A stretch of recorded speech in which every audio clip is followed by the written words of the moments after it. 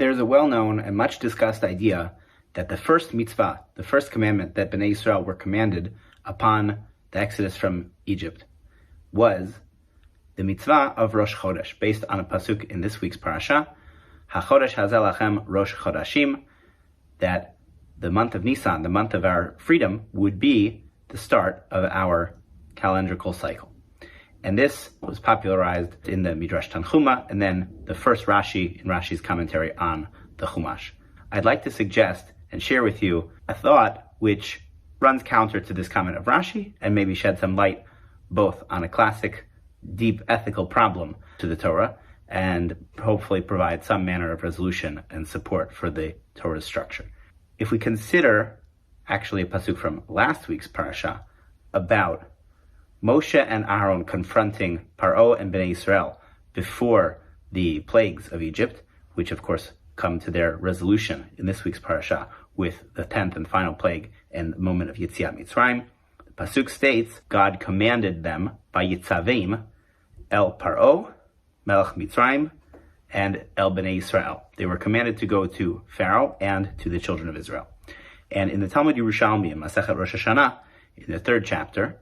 this is discussed by some of the rabbis there, who suggest, what does it mean, Vayitzavim, that God commanded them to approach Pharaoh and to approach Bnei Israel? What were they commanded? Not just in the pshat, meaning that they were commanded to confront Pharaoh or confront the Israelite people, but they were actually given a command at that moment. And what was the mitzvah that Moshe and Aaron were given, the first mitzvah that Bnei Yisrael were given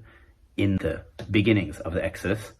According to this suggestion from the Talmud Yerushalmi, it was the mitzvah to free slaves, mitzvah shiluach avadim, which appears several places throughout the Torah regarding freeing one's Hebrew slave after 6 years of labor, freeing Hebrew slaves even on the Jubilee year as well, even if it's less than 6 years of labor, exactly what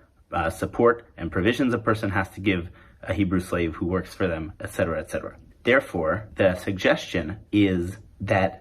at the moment of the Exodus, at the moment of being freed from slavery, Bnei Yisrael were commanded regarding how they should treat their future slaves. Now, this should be shocking to us, of course. How could a people who suffered in slavery ever even contemplate or ever even entertain the notion of holding slaves themselves? However, the Torah, for whatever reason, conditionally, temporarily accommodated the institution of slavery, even among Bnei Yisrael. But it becomes clear from this framing, as is explicated by Rabbi Menachem Mendel Kasher in one of his essays in the back of his monumental encyclopedic work, Torah Shlema,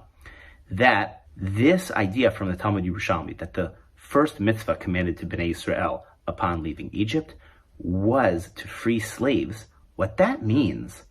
is that at its core, the national destiny of the Jewish people, the mission of the Torah for our nation and for the world, is in contrast to the idea of slavery, is to push against the institution of slavery, is to help bring humanity to the point where the very idea of one person owning another is seen as an inherent contradiction, is seen as a fundamental breach of basic human ethics. And Rav Kasher develops this idea further in an essay which I have translated recently, but fundamentally, I think this at least helps give us a sense that our rabbis, Chazal, were aware of the ethical challenges posed by the fact that the Torah does allow slavery. Obviously, even in very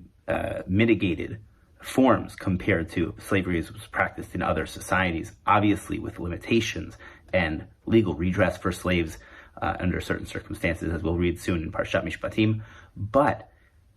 the message for a nation of freed slaves should be to strive for freedom in the world. Rav Kasher connects this idea in his essay to the statement of Hillel found in Masechet Shabbat. The core ethical principle of the Torah is Madasani lach, what is hateful to you, lechavercha al ta'aved, do not do to your fellow. A person has to act with the basic decency and basic ethics orienting human behavior. And Rav Kasher says how terrible it is, how painful it is that he was writing in the 20th century, and it's true now even into the 21st, that so many people continue to struggle with how do we treat other people appropriately, with basic decency, with basic ethics, with a recognition and appreciation of the humanity of the other. If it really was the first mitzvah commanded to Bnei Yisrael upon the exodus from Egypt, that of course is the touchstone, that is the cornerstone of our revelation of God's law and God's guide for humanity in the Torah. That means those underlying principles, how do we recognize the humanity of others, how do we implement that in our lives, and how do we make sure to express it in all of our actions, is something that has to be at the core of our understanding of Torah. Shabbat Shalom.